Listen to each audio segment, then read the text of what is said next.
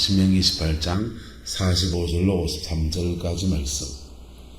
내가 네 하나님 여호와의 말씀을 청종하지 아니하고 내게 명령하신 그의 명령과 규례를 지키지 아니하므로 이 모든 저주가 내게 와서 너를 따르고 내게 이르러 마침내 너를 멸하리니 이 모든 저주가 너와 네 자손에게 영원히 있어서 표징과 훈계가 되리라.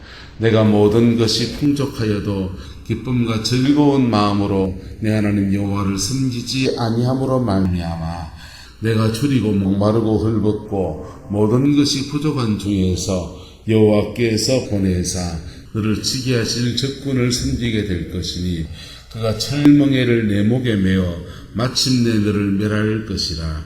곧 여호와께서 멀리 땅끝에서 한 민족을 독수리가 날아오는 것 같이 너를 치러 오게 하시리니 이는 내가 그 은혜를 알지 못하는 민족이요 또 용모가 흉악한 민족이라. 노인을 보살피지 아니하며 유아를 불쌍히 여기지 아니하며 내 가축의 새끼와 내 토지의 소산을 먹어 마침내 너를 멸망시키며 또 곡식이나 포도주나 기름이나 소의 새끼나 양의 새끼를 너를 위하여 남기지 아니하고 마침내 너를 멸절시키리라. 그들이 전국에서 내 모든 성읍을 에워싸고 내가 의뢰하던 높고 견고한 성벽을 다 헐며 내 하나님 여호와께서 내게 주시는 땅의 모든 성읍에서 너를 에워싸리니 내가 적군에게 에워싸이고 맹렬한 공격을 받아 곤란을 당함으로 내 하나님 여호와께서 내게 준 자녀 곧 내 몸의 소생의 살을 먹을 것이라. 아멘. 계속해서 28장 축복과 저주장인데 축복은 조금 얘기해놓고는 저주를 지금 한 바가지를 해놨습니다. 이 저주하는 대상이 모세에게는 남입니까? 자기 동족들입니까? 동족들이에요. 그래서 지금 재앙이 닥치기 전에 크게 경고해 놓는 것입니다. 그래서 이 경고를 잘 새기면 이 재앙이 임하지 않는데 이 경고를 가슴에 새기지 아니하면 이 재앙이 그들에게 닥치는 거예요. 그들이 성경을 잘 배웠고 제사를 예배를 잘 드리고 그들이 하나님 앞에 온갖 종교적인 행위를 다 한다 할지라도 이 저주를 피할 길이 없는 거예요. 근데 실제로 이스라엘에서 이렇게 되었습니까? 안 되었습니까?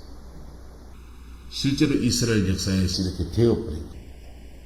아시리아가 북이스라엘을 멸망시키고 그리고 온 천지 사방으로 이 이스라엘 백성들을 끌고 갔어요. 그리고는 남유다까지 침공해 왔는데 남유다는 이때 하나님께 의탁해 나갔더니 하나님이 아시리아를 물리쳐 주셨어요. 할렐루야. 그래서 인생의 도전이 올 때 하나님을 의탁해 나가는 은혜 있게 되기를 예수 이름으로 축복합니다. 그런데 남유다가 바벨로니아가 침공에 들어올 때는 주께 의탁하지 않습니다. 바벨론이 침공에 왔을 때는 예레미야를 통해서 회개하라고 그렇게 외치는데 회개하지 않아요. 근데 바벨론 군대가 텅빛같이 미치니까 그제서야 회개하라는데 그 회개가 그냥 하나님 잘못했습니다 이렇게 말로 끝낼 게 아니었거든. 그들이 노예를 삼았던 사람들, 하나님의 법에 어긋나게 억울하게 노예 잡았던 사람들을 풀어줘야 됐어. 저기 앞에 닥치니까 다 풀어줍니다. 다 풀어줬더니 기적이 일어났습니다. 노예를 풀어줬더니 바벨론 군대가 뒤로 싹 물러가 버린 겁니다. 와, 할렐루야죠. 근데 물러가고 난 뒤에 풀어줬던 노예들을 다시 잡아서 노예를 삼았어요. 이말로 대난란 말입니다. 근데 그게 죄된 우리의 뭐다? 습성입니다. 그래서 네가 포로 잡지 말아야 될 사람을 포로 잡았으니 너도 포로 잡히리라. 그게 바벨론 끌려가는 거예요. 예. 저주가 왜 오는가? 저주는 우리가 행한 일에 따른 결과로 오는 겁니다. 그래서 저주는 90% 이상 거울입니다. 내가 행한 일의 거울이라고 해요. 그런데 이것도 심고 거둠의 원리가 적용이 돼서 하나를 심으면 몇 개를 거두고, 한 개를 심으면 30배, 60배, 100배로 거두잖아요. 그래서 하나를 심었는데 저주를 하나를 심었으니 하나를 거두는 게 아니라 그가 심은 저주에 행한 일에 따른 결과로 올 때는요, 정갑법이 돼요. 가중처벌이 이렇게 이루어지는 거예요. 이 사단이 그 장난치기 때문에 그렇게. 그래서 나는 요만한 죄를 지었는 것 같은데 저주로 다가올 때 이만하게 다가옵니다. 근데 그러기나 말기나 간에 그런 저주스러운 상황 앞에서 피할 길은 뭐다? 피할 길은 바로 피 묻은 십자가 앞에서 회개하는 겁니다. 할렐루야. 피 묻은 십자가 앞에서 회개합니다. 회개할 때 하나님이 피할 길을 여시기도 하고 그냥 그 저주스러운 상황이 지나가는 동안에 이 방패가 되셔서 이렇게 덮어주시기도 하고 저주스러운 상황이 지나가기도 하시고 완전히 전혀 새로운 인생으로 회복시키는 역사도 하나님은 하시는 거예요. 그런 저주스러운 상황 속에서 영혼은 잃지 않게, 생명은 잃지 않게 그냥 보호해 주시기도 하고 다양한 방법으로 하나님이 일하시는 거예요. 근데 그 상황 안에서 하나님 앞에 정직하지도 않고 회개도 하지 않고 자존심만 하늘로 비쳐들고 그 작은 이득을 취했던 것들을 내려놓지 않으면 어떻게 되느냐?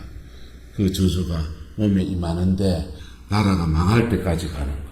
보세요. 45절에 말씀을 청종하지 아니하고 내게 명령하신 그의 명령과 규례를 지키지 아니하므로 이 모든 저주가 너에게 와서 너를 따르고 내게 이르러 마침내 너를 말이라 멸할 것이다.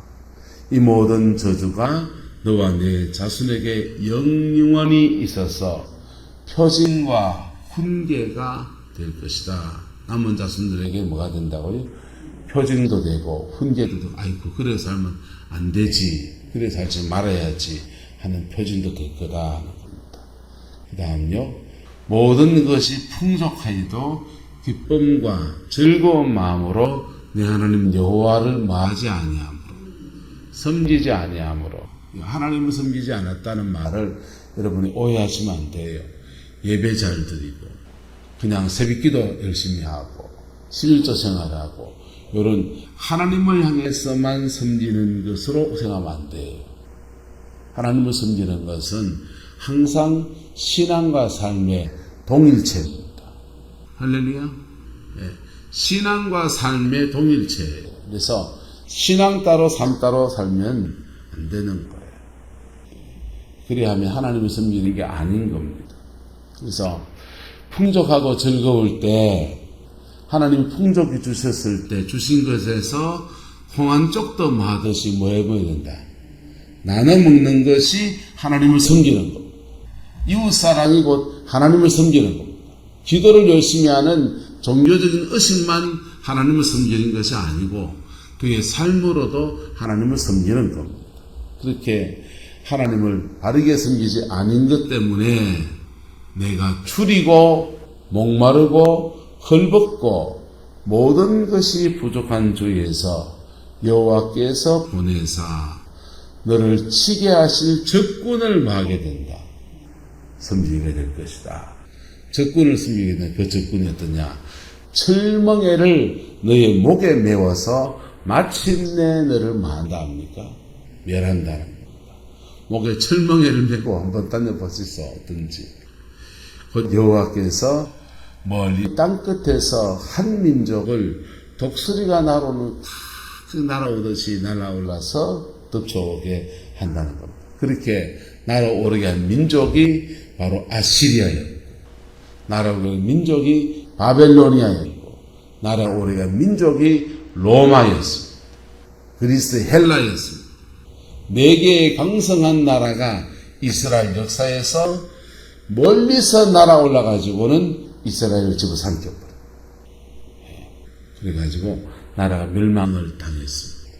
그리고는 전 세계로 흩어져서 그렇게 살아가다가 이제 본토에 돌아오는 사람들이 겨우 몇 명 정도 이렇게 몇만 명, 몇천 명, 몇십만 명 정도가 돌아와 있는 거예요. 100만, 200만 정도 되나요? 하여튼 그 정도 지금 돌아와 있고 지금도 유대인은 전 세계에 흩어져 있는 거예요. 자, 이게 하나님이 모세를 통한 저주가 이루어졌다 안 이루어졌다? 이루어졌다. 하나님이 모세가 저주를 받아라 이것더라 이 잡것더라 니 꼭 받아야 된다 이래서 한 겁니까? 이거 받지 말라고 경고한 겁니다. 이거 받지 말라고 경고한 말을 그들이 순종하지 않은 것 때문에 그들에게 저주가 임해버린 겁니다. 그래서 하나님의 말씀 앞에 여러분 겸허해지시기를 주의 이름으로 축복합니다. 이런 저주가 오기 전에 하나님이 구약시대에 보면은 계속해서 선지자들을 보내시는 거예요. 선지자들을 보내서 계속 당신의 종들을 보냅니다. 그 선지자가 나타나면 예언의 은사가 있는 사람이 나타나면 사람들은 그 선지자에게 묻습니다. 아침이 가깝나? 좋은 때가 오겠나? 내 인생 꽃필 날이 좀 오겠나? 내 꿈이 이런 꿈인데 그 꿈을 좀 이루어갈 수 있겠나? 또 길이 좀 열리겠나? 길룡화복을 자꾸 물어요. 병이 좀 낫겠나? 이사야 선지자에게 물을 때 이사야서 이렇게 말합니다. 한번 따라합시다. 밤도 오고 아침도 오나니 너희는 돌아올지니라. 너희가 나에게 아침이 가깝냐고 묻느냐? 인생에 좋은 날이 올 거냐고 묻느냐? 이 나라에 꽃필 날이 올 거냐고 믿느냐? 대한민국을 말하면 대한민국에 지금 다음 대통령 때에 통일도 이루어지고 러시아의 가스관도 열리고 저 중국과의 무역도 풀어지고 미국과 관계도 개선되고 일본하고도 개선돼서 동북아에 정말 허브국가가 될 수 있을 것인가 없을 것인가? 허브국가 되면 우리나라 삽니다. 큰 축복이 오죠. 북한 문제 해결 안 되면요 대한민국은 계속 한계 속에 있는 거예요. 북한 문제 해결돼야 우리는 에너지 문제가 해결돼요. 러시아에서 값싼 천연가스가 쫙 들어와 버리면요 우리나라의 전기 문제 모든 에너지 문제가 일시에 해결됩니다. 근데 가스관을 놓으려고 하니까 누가 걸려있다? 북한이 걸려있는 거예요. 그리고 우리나라에 자원은 없잖아요. 북한은 지하 자원이 엄청나요. 그래서 우리나라의 자본력과 기술력을 가지고 북한의 지하 자원을 개발하면 고부가 가치 상품이 돼요. 그래서 통일은 대박이 맞아요. 근데 문제는 쟤들이 핵을 가지고 있고 걔들이 믿을 수 없는 나라라. 투자해놨다가는 그냥 개성공단 투자해놨다가는 정치 정세가 하루아침에 바뀌면 완전히 무너질 수밖에 없는 그런 구도를 가지고 있는 것이 문제죠.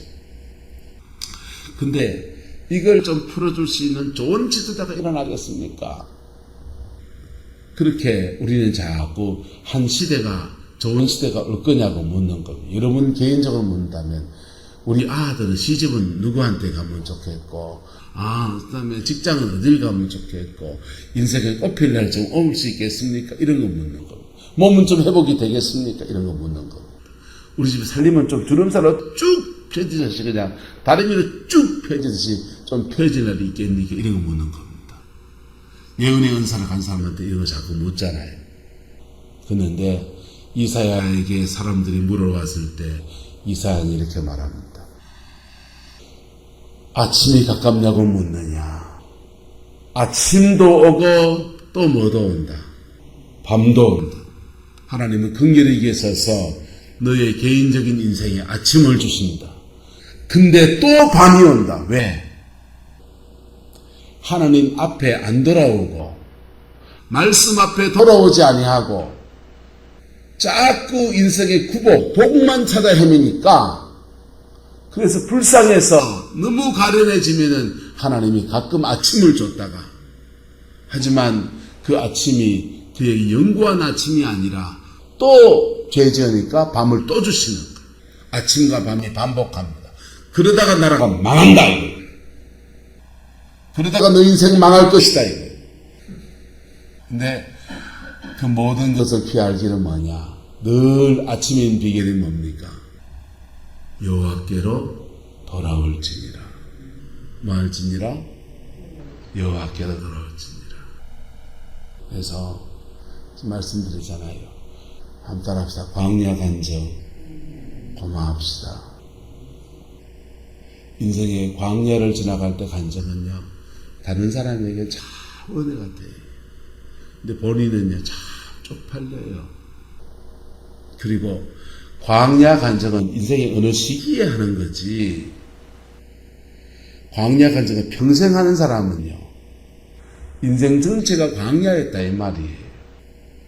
가나안 땅의 간정은 따라서 내 집 짓고 내 전지에서 농사 짓고 내 소출을 거두고 내가 수고한 것을 먹고, 그게 가나안 땅의 간정이에요. 광야 간정은요, 광야 간정은 주로 기적입니다.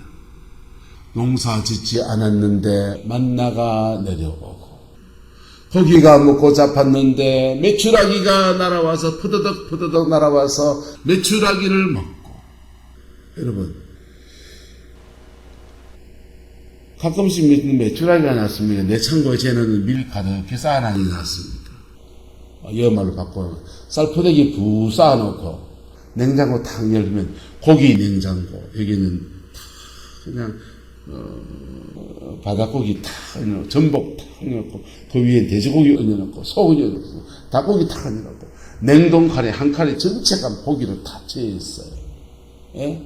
그러니까 필요할 때마다 꺼내가지고 탁 꺼내 먹고. 그게 낫습니까? 여러분, 어쩌다 한번 날아와서 먹은, 기적처럼 먹은 메추라기가 낫습니까? 유작물 뭐가 남겨? 광야 간정이 그런 거란 말이에요. 신발이 안 떨어지고 옷이 안 떨어지고. 가나안 땅에 가는군요, 신발은 신발장에 넘쳐가지고 어느 거 갖다 버려야 됐고, 신발장 꽉 차가도 안 되겠대, 갖다 버려야 되긴 되겠는데, 그게 가나안 땅의 간정.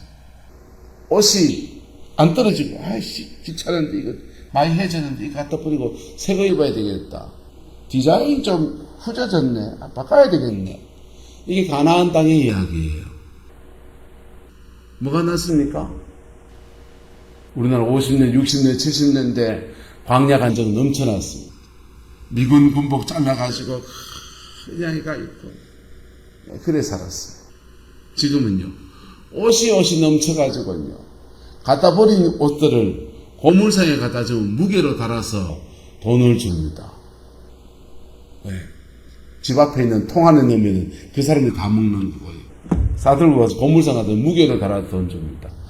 달아준 그 헌옷들을 가지고 어디로 가느냐? 헌옷가 선별소로 가요.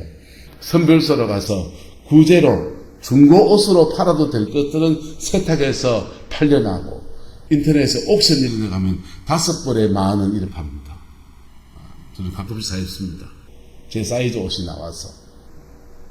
그래도 한국 사람이 안 팔릴 옷은 또 무게로 달아서 동남아나 아프리카나 막 보냅니다.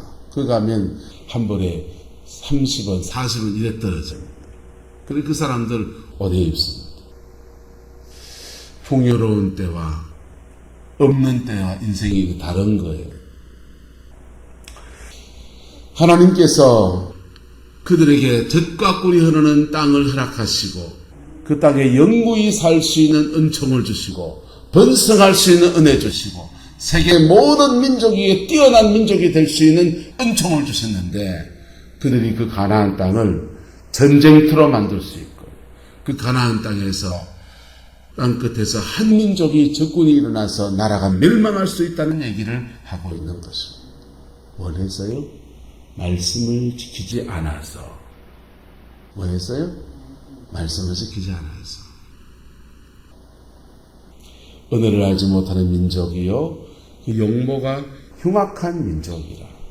노인을 마하지 않고 보살피지 않고, 아이고, 연세가 많은 분인데, 이분은 우리 대적도 뭐 할 긴데, 그냥 막 살려줄게요. 이것도 안 하고, 유아를 마하지도 않고, 불쌍히, 야가 무슨 힘이 있겠노? 야가 창의를 들 힘이 있겠나? 나한테 뭐 복수를 하겠나?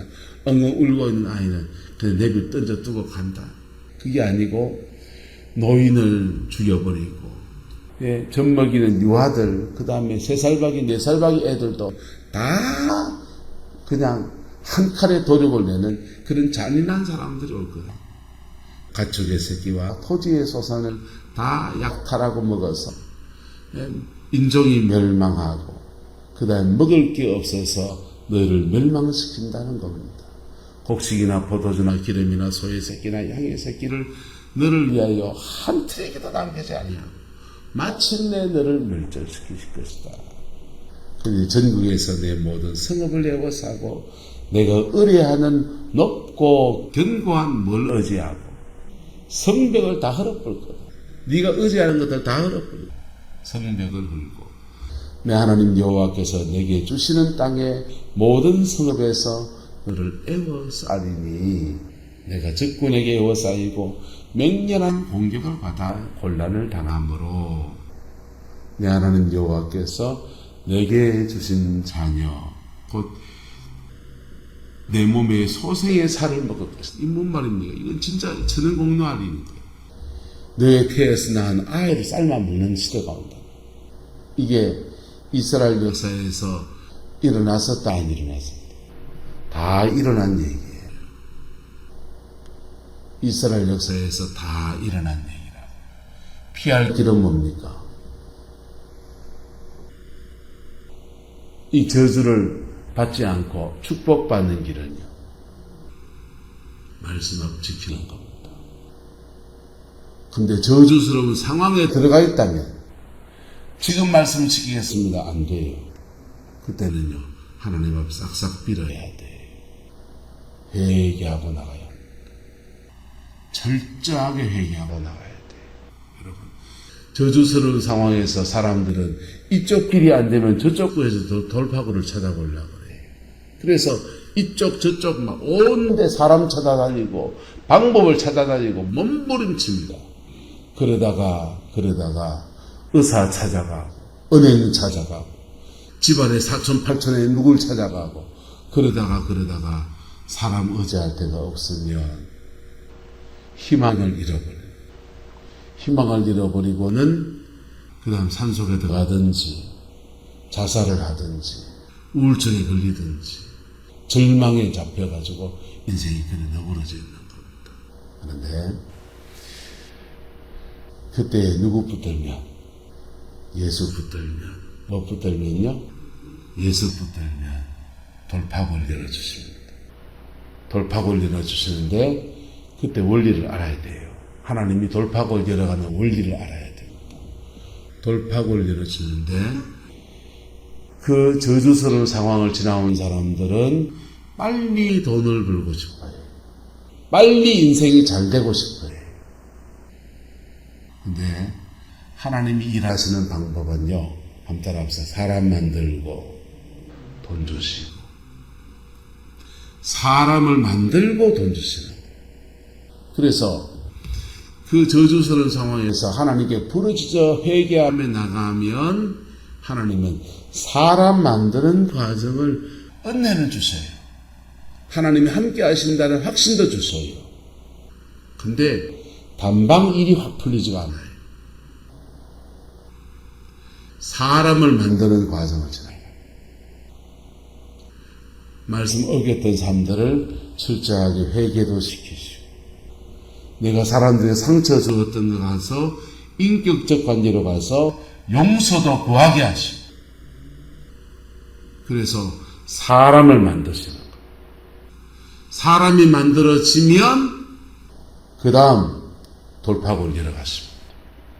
그전에도 그 사람 만드는 과정에도 한번 따라합시다. 훈련받는 중에도 훈련 수당을 주십니다. 예, 우리나라에 뭐 기술 훈련 받는 거 있잖아요. 뭐 간호조무사라든지 이런 훈련 받을 때. 훈련 받을 때 국비 훈련생 하면은 훈련비만 해결해 줍니까? 도시락값도 줍니까? 안 해봐서 모르죠. 도시락값도 줍니다. 자비로 하면은 또 빠른 코스가 있고, 국비 계좌제로 하면 1년 코스를 하는데, 도시락값도 줘요. 한 달에 한 20만 원 정도 줍니다. 근데, 훈련수당을 준다. 그 훈련수당은 뭐냐? 그 광야 같은 여정을, 훈련받는 여정을, 다루시는 여정을 지나가는 동안에 계속 기본적인 먹을 것, 기본적인 입을 것, 그런 것들을 주시는데, 이게 주로 기적 같은 일로 다가옵니다. 이게 굉장히 스플라이즈한 간정이에요. 놀라운 간정입니다. 딱 그만치만 열려요. 그게 광야의 간정입니다.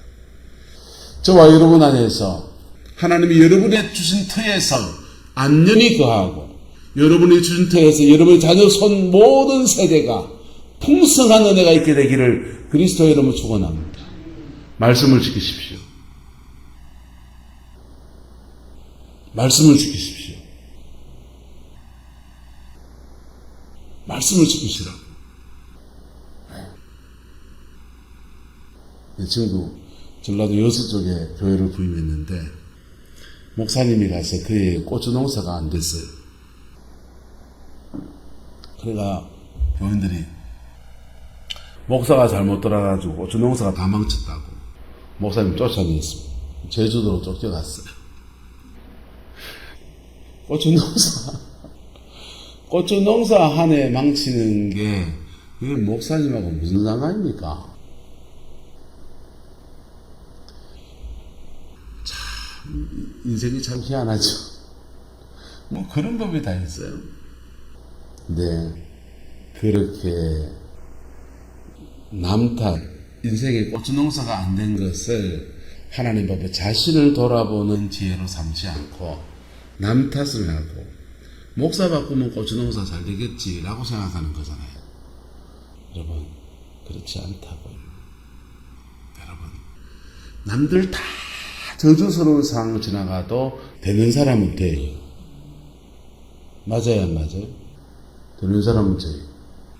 여러분, 교회가 아무리 시끄럽고 찌지고 뽑고 원목사가 사고 치고 뭐 별짓을 다 해서 엉망진창해도요, 이 속에서 믿음 지켜가는 사람은 됩니다. 예. 그걸로 원목사가 목회를 진짜 열심히, 성도를 중목을 진짜 많이 미친 듯이 기도하고 그렇게 목회를 해도 죄송합니다. 안 되는 사람은 안 됩니다. 기준은 뭡니까? 따라서 내가 말씀을 지키느냐 안 지키느냐. 나의 문제예요. 목사는 뭐 하느냐? 말씀을 지키세요 라고 말을 정확하게 하는 겁니다. 복음을 정확하게 전하는 겁니다. 선수를 바꿔봐야 소용이 없는 겁니다. 이게 가정 안에서 가면요, 남편을 바꾸면 되겠지. No. 여러분이 바뀌셔야 됩니다.